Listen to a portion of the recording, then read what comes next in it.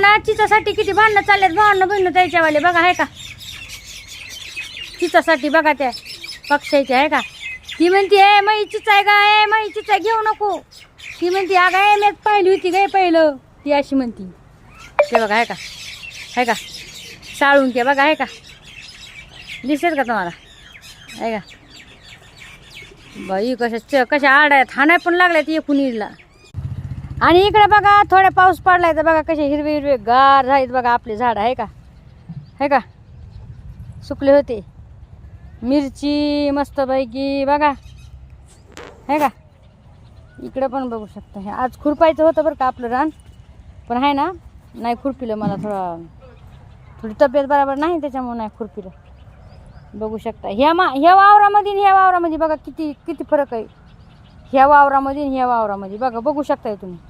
दिसला का तुम्हाला काही फरक हां.